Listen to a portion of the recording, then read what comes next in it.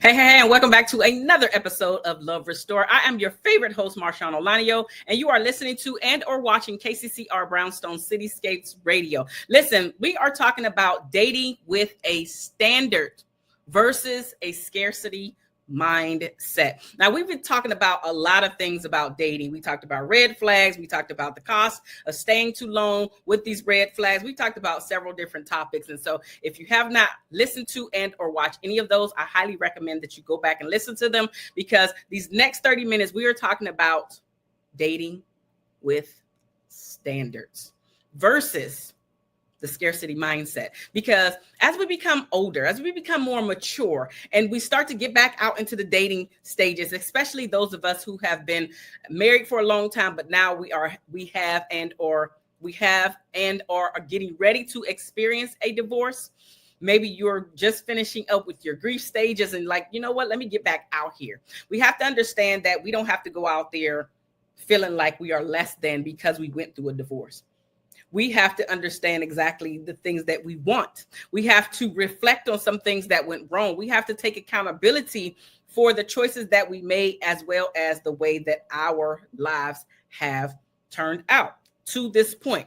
It doesn't mean that you did everything right and the other person is completely wrong. No, that's not what I'm saying. What I am saying is when it's time for you to get back out there and start dating again, understanding that standards are the thing that's going to help you to attract your correct person versus dating with a scarcity mindset, because maybe you're getting older, as I just mentioned. And you're like, well, when I was in my 20s, I didn't really have to do much, right? But now you may be scared to show up the way you are.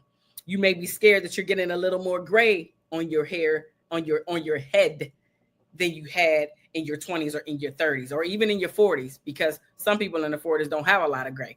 I, on the other hand, am in my 40s and I do have a lot of gray. But anyway, that's beside the point. The point is we have to understand that we are worth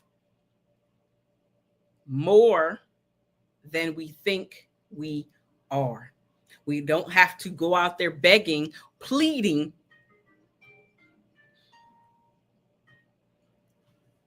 We don't have to go out there begging and pleading for someone to really take us serious. It's a matter of understanding where you are at, because you also must understand that you attract where you are at. If you're thinking scarcity, you will attract other people, not just romantic people. You will attract other people that match your same energy field. So you have to practice showing up, being the person that you want other people to see and appreciate. If you want people to respect you, you have to be willing to respect yourself first. If you want people to see how worthy you are, you must be the first one to see and honor your worth, because nobody's going to be able to come in and save you from yourself. All of your insecurities that you may be dealing with currently, I highly recommend that you start working on those things now. Do not wait until you get into your next relationship, because by the time your next relationship comes around, it is now too late. It is not ideal. I don't want to say it's too late. Yes, you can go back and start working on things, but it is much harder.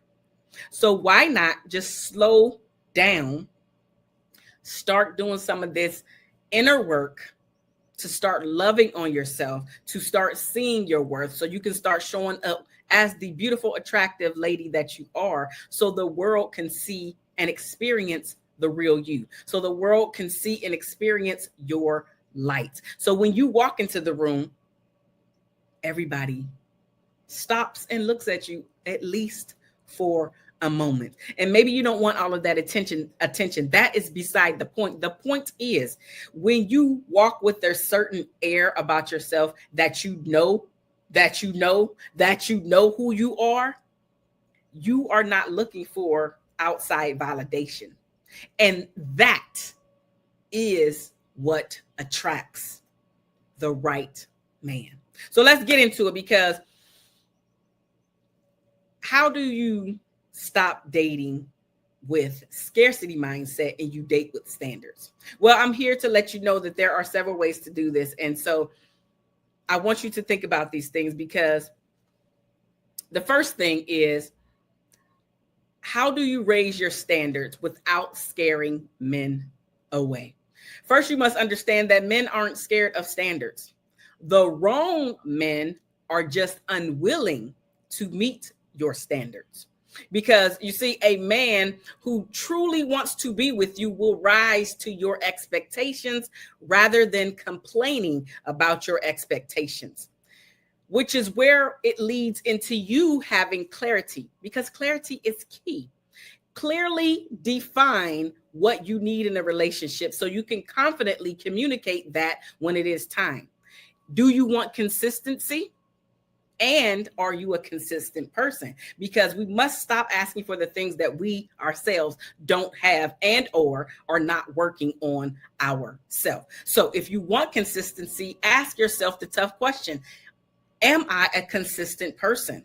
When I say that I'm going to do something, do I actually do that thing even when I don't feel like doing that thing? Or do I find excuses to walk away and or put things off? Am I a super procrastinator? I don't want somebody that procrastinates, but am I a procrastinator myself? If you're asking somebody to respect you, do you respect you? Do you respect you? That is the question. If you don't respect you, you cannot expect somebody else to come in and respect you.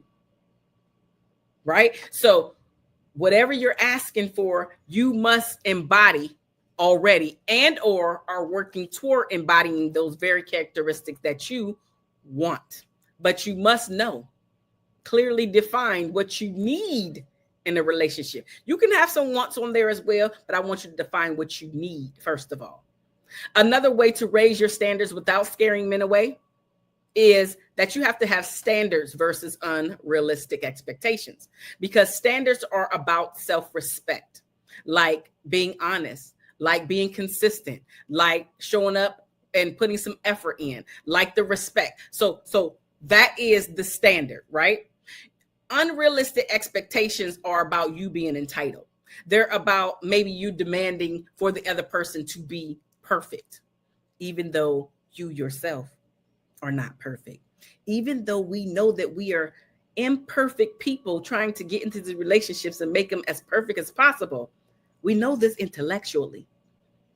But when it's really time to be humble and hear the other party's position and why they failed to meet X, Y, and Z, we're not as graceful. We're not as, we don't give as much grace as we should. Let me put it that way, right? But you have to understand the difference between a standard versus an unrealistic expectation, like demanding that they're perfect or demanding that they show up and give you all their time anytime they have some time. That is an unrealistic expectation, because at some point each of us need to be by ourselves and or doing our own thing so we can keep our individuality while we are in a relationship. So if this relationship doesn't work out, then guess what?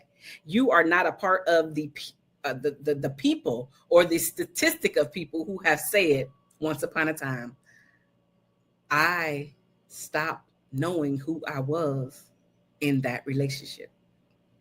That's not the part of the that's not a part of the corner that you want to be on. You want to always understand who you are. You want to always be an individual while you are in your relationship. And I'm not talking about where you are acting single, where you are in a relationship or a marriage. That's not what I mean. What I am saying is keeping up with your own hobbies, keeping up with your friends that you had prior to this person. Because the truth of the matter is, some, if not most, well, actually, let's say half, because the statistics say about half, will divorce. But the point of me making this particular material is to increase the marriage rate and lessen the divorce rate simultaneously. Because once we have the tools to do said things, then we can start breaking these generational curses. A lot of times we have these things on us and in our DNA line because we just didn't know what to do. Now there is so much information out there that we can do better. And if you have already been a divorce like I have, a divorcee, then guess what? You can still help to break the curse, the generational curse in the next generation. It may not happen with you because maybe you are just getting the tools in your 30s and 40s, where we should have been getting the tools when we came out of the womb. We should have been understanding how to love ourselves out of the womb. We should have been understanding what respect looks like, even in our friendships as we are children. Understanding that even in your childhood, some of your friendships, they weren't really your friends. And so if we can identify these things early enough, or help those around us identify these things early enough, then we can start to break these generational curses. It really can stop with us. It really can stop with us. It really can stop with us. I cannot say that enough, but you have to be a part of the solution and not a part of the problem. So understand that men, your man is not scared of your standards. You have to know what you want. Clarity is key.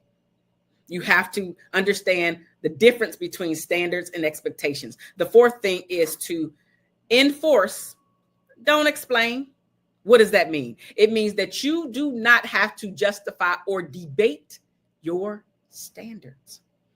Simply uphold them by walking away from the thing and or people that do not uphold them, because what you are doing is you are teaching people how to treat you. You are teaching them the things that they can and cannot say to you, the things that they can and cannot do to you. Respect is a two-way street. Being honored is a two-way street. You must honor yourself. You must understand that you are worth enough to walk away. You must understand that this is not going to be the last person that tries to talk to you. You must understand that you are not, listen, if you're not dead, you ain't too old. And research has actually shown that men and women in 50s and 60s and 70s are still out there looking for love. So if you're not dead and in the grave, you're not too old to learn these lessons and start to apply them to your life, so you too can have different results this time around. Because maybe you have messed up time and time again because you haven't taken this seriously enough to do the tough work, to really unpeel you, as I call you, the onion. Unpeel yourself. And if you can't unpeel yourself, get you some coaching and or therapy and or journaling to get some of that stuff out of you and off of you. Did you know that studies have shown that a lot of people in relationships, specifically toxic, unhealthy relationships, are and can be sick all the time? And that stuff comes out in some form. So I remember when I was in a relationship, and it was actually in my marriage, and I was going through a lot of stuff. Let's just say that. But the point of this is that I noticed that I was always sick. Always sick. And then I had to ask myself, why are you always sick? You haven't been sick. You're not a sickly child. You ain't have to be in and out of the hospital. Like, why are you always sick in this relationship? And then after that relationship, because at the time I didn't realize that there was a correlation. After that relationship, I started doing some research. There is a correlation between the common cold and a toxic relationship. If you yourself are in a relationship and you are constantly sick, in one cold and out of another, in that cold, out of that cold, in another cold, out of that cold, in another cold, out of that cold, you might have a few days of relief with no symptoms. And then maybe like a week later, it comes back, and or sooner. There may be something going on because your body keeps the score. There is a book called Your Body Keeps the Score, and it talks about all of the stuff that your body holds on to based off of all of the experiences. Your body understands what's going on. So that flinching that you do, you may not realize that that comes from your past, and something happened to you in your past. I mean, you may not realize that, but your body does. Your body has kept the score. So that flinching, you need to check that out, because that, honestly, that's not normal. It's not normal to flinch when somebody's trying to touch you, especially those that love you, especially in the bedroom. Like, all of those things make a difference in how we're showing up. And so if these things are happening to you, please try to unpeel and unravel yourself as the onion to figure out what's actually going on with you. So I went down a rabbit hole, but don't enforce, Enforce, do not explain. Walk away if you need to walk away. And then the final thing about how to raise your standards without scaring men away is confidence attracts commitment. When you believe that you deserve what you are asking for, sis, you naturally attract men who respect and value you. I know this to be 1,000% true. When I had low self-esteem, and anytime I am coaching somebody with low self-esteem, once we start doing the tough work and asking the questions and she starts practicing, becoming and showing up and doing the things that we have talked about, completely different. The energy is completely different. The way she speaks is completely different. She may sit up a little bit more. She stands up a little bit taller. She articulates the things that she wants. She does not explain her no. She don't have to explain her no. But that comes through working through some of that junk, understanding where it has come from in the beginning. And now it's time to start getting that stuff out of the way so you can really understand what's going on. Another thing, dating with standards, not with a scarcity mindset, is that you must understand the difference between high value versus high maintenance. High value women prioritize inner worth, not just external demands. Remember, I was just talking about that stuff, that inner work. That's that inner worth. That's where the inner worth comes from, is by you doing the inner work and understanding what you already bring to the table. Being high value means knowing your worth and requiring respect, not just wanting to be catered to, requiring respect. Not asking for, it's a requirement.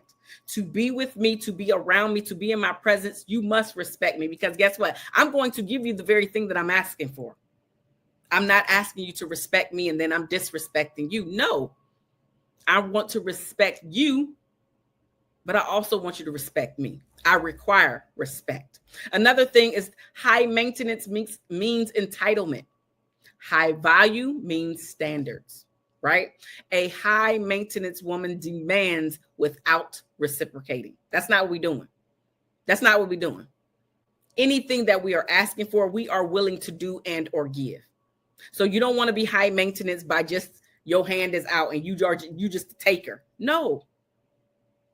That is an unequal relationship. And at some point it will end, because nobody wants to feel like they have been taken advantage of, or is always with somebody that just takes and takes and takes and drains the hell out of them.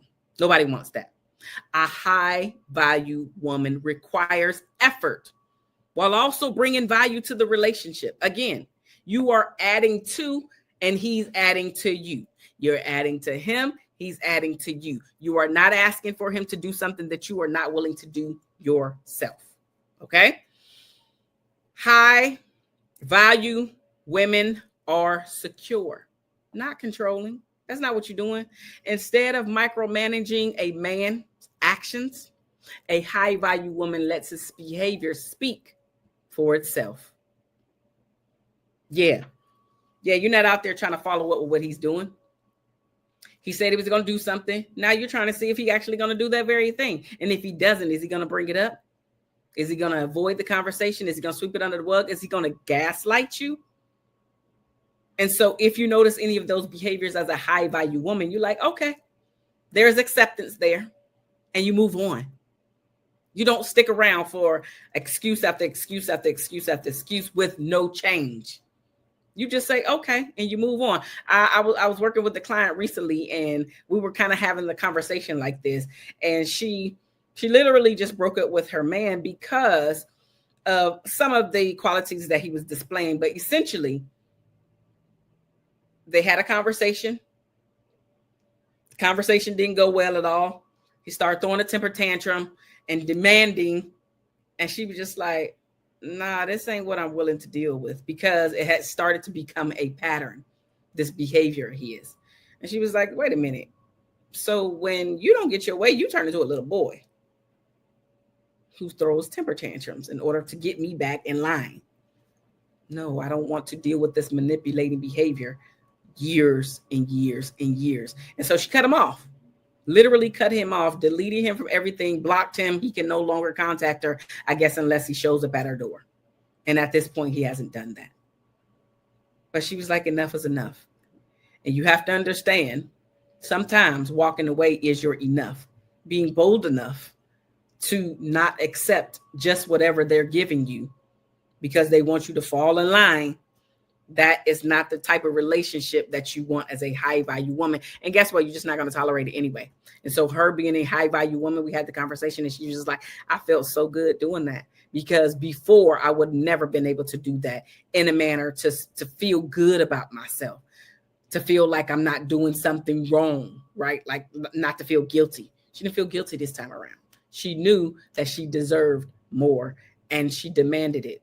It's a requirement now in her life. It's no longer, maybe. No, it's a requirement now. She didn't demand it. It just is what it is. And if he's not willing to give it, it's okay. Somebody else is willing to give it. It's just not him. And that's okay. And you have to understand that you're not looking for every man to say yes to you. You're looking for one. Most of us are looking for one. And I say most because I understand polygamy and all the other types of relationships that are out there, open. Most of us are looking for one. We don't want to share. But you have to be the one for you. Are you what you're asking for? Are you what you're seeking? And if you're not, know which areas of weakness that you have and start working through them. Dating with a standard, not a scarcity mindset. The third thing to look out for, why the right man won't be intimidated by your expectations. A confident man sees standards as a challenge, not a threat. A confident man sees standards as a challenge, not a threat. That's not something you have to worry about. Like I know that I sometimes come across people, potential clients and just people alike who are like, well, is a man intimidated by my success? No, not your man. Your man is not intimidated by your success. A man or a man that's showing up like a boy will be. And actually, he ain't even intimidated because earlier I said he just don't want to meet him. And that's really what it boils down to. He's not intimidated. He just don't want to meet him. A man that's secure in himself won't feel the need to tear you down about your standards. He'll either meet them. If he ain't your man, he won't. Like, it's really as simple as that. We try to make it more complex than it really is. It's not. Which on the flip side of that is where weak men call standards too much. And it's because they're trying to avoid accountability. Men who do not want to put in the effort will claim that your standards are too much. They are unreasonable. And guess what? This is a red flag anyway. So if you have somebody that's telling you that your standards are too high or unreasonable, that ain't the one. And that's okay. That's okay. Because he wasn't going to do it anyway. He was just going to complain and make you feel less than. And all of a sudden, your high worth and high self-esteem is going to tank if you decide to be in a relationship with him, because you're going to dim your light in order to be in his presence. And that's not what we need to do. You're the one is going to love and accept all of you and how you are showing up. Your success is not going to intimidate him because he is secure enough to understand who he is as a man and his place in the relationship. A man who wants you will meet you where you are. Let me say that again. A man who wants you will meet you where you are. The right man will naturally want to provide what you need because he values and respects you. He will want to provide that for you. It'll be like an automatic. Like, absolutely, I want to provide this for my baby. You can tell a lot if you're with the right person based off of how you feel in their presence. If you feel better off when they are not around, I can tell you that's not your person. If you have accepted and or received something of great value to yourself, like from your career or something that you achieved, you've been wanting to do, and you do not want to share it with that person, especially as one of the first people. You don't want to share this with the person that you're dating, that you're lying with, that you're building life with. That ain't your person. Because your person is going to be your cheerleader, just like you're their cheerleader. Your person wants to see you happy, go lucky, and achieving your goals. Because they want to see when they are achieving their goals, they want to see you out there cheerleading for them as well. A little boy, as I say, the man that's not for you, essentially, is not going to be able to attend to you the way that you need him to, because he ain't yours and you're not his. He is going to complain about your standards and call them unreasonable because he ain't ready to meet them. Whether he's not ready to meet them just because it's you, or if he's too emotionally immature to meet them, it really doesn't matter the reason. He just ain't for you. And that's okay, because now you can recognize he ain't for you and not feel bad. Like, I have a lot of women that come to me and like, what do I do when this person keeps telling me that I'm too much? I'm too much. I'm asking too much. My standards are too high. My standards are unreasonable. Get rid of them. I didn't say it was going to be easy, but what I am saying is to rid yourself from that toxic cancer. That's what I'm saying. Because if you don't, the longer that you stay around, like I talked about that, right? The cost of staying too long. I talked about that already. You are going to lose more of yourself if you stick around than if you decide to walk away sooner rather than later. You want more compatibility over compromise. Because the goal is not to convince someone to meet your standards. The goal is not to convince someone to meet your standards. It's to attract someone who does already. They already meet them. They are willing to do it unapologetically. You don't have to do a whole lot of explaining to your person. If you feel like you are explaining too much, he ain't your person. Dating with standards versus the scarcity mindset. Again, there are and will be another person to approach you. You are not too old. If you don't like the way you look, you can do something about that. If you don't like the gray hair in your head, you can dye it, you can cut off your hair, whatever. You don't like the pounds, the extra pounds that you have around your waistline or all throughout your body, you can do something about that. Whatever it is that you don't like about you, externally, you can work on. But I don't want you to stop there. I want you to continue to be the high value woman that you are, and now go deeper internally. Asking yourself some of the deeper questions, not constantly pointing the finger at your ex about the things that he did not do, the things that he was unable to do. Because accepting that you made the choice for him to be your partner, and for him and for you to be his partner, is something that both of you have to live with. And that's okay. That's okay. Because now you're understanding some of the things that may have gone wrong. And a lot of these things have to do with us not loving completely who we are, having a secure attachment style. Even if you didn't have it in childhood, you can build and become a very secure person by pouring into yourself. What I actually tell my clients to do, and I'm telling you to do it. Telling you to create a success box. What a success box looks like is everything that you have achieved over the years. It could be something simple as you graduated, whether it's high school, college, whatever, you graduated, right? It could be, I opened up that business. It could be, I wrote that book. It could be, I wanted to be a parent and I am a parent. It could be, I learned that language. Anything that you achieved in your lifetime that you feel, oh my God, I did this, should be in your success box. Because you're going to have moments of downtime and feeling like, what the heck? And how come my life sucks? Now you can go to your success box and put a smile on your face, all of the things that you have achieved.